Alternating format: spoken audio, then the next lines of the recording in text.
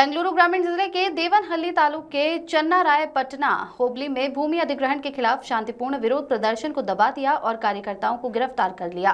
सरकार की इस कार्रवाई की निंदा करते हुए भारत कम्युनिस्ट पार्टी और किस संगठन संयुक्त कर्नाटक और से विरोध प्रदर्शन किया गया और मांग की गई कि देवनहल्ली के किसानों के अधिकारों को पूरा किया जाए और भूमि कार्यकर्ताओं को बिना शर्त रिहा किया जाए और अमानवीय अत्याचार करने वाले और विरोध को दबाने वाले पुलिस के खिलाफ कार्रवाई की मांग की। इस अवसर पर Yati Raju, Govind Raju, B Umesh, P N. Ramaiah, Syed Mujeeb, Ajappa, Kombegowda, S N. Swamy जैसे किसान नेता और भारत कम्युनिस्ट पार्टी के नेता मौजूद थे।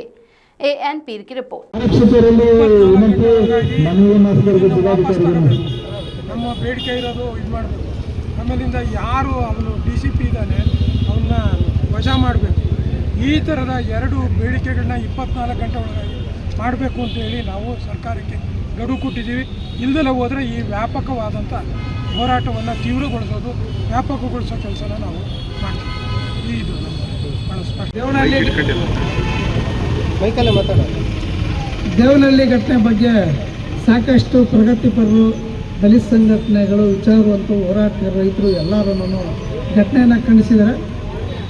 ಈ ಕೂಡಲೇ ಏನು ನಿನ್ನೆ ಬಂಧಿಸಿದ್ದಾರೆ ಅವ್ರನ್ನ ಕೂಡಲೇ ಬಿಡುಗಡೆ ಮಾಡಬೇಕು ಮತ್ತು ಎಲ್ಲ ರಾಜಕೀಯಗಳ ಮುಖವಾಡಗಳು ಕಳಿಸಿದೆ। ಈಗ ಕಾಂಗ್ರೆಸ್ ಇದ್ದಾಗ ಒಂದು ನಿಲುವು, ಬಿಜೆಪಿ ಇದ್ದಾಗ ಒಂದು ನಿಲುವು, JDS ಇದ್ದಾಗ ಒಂದು ನಿಲುವು।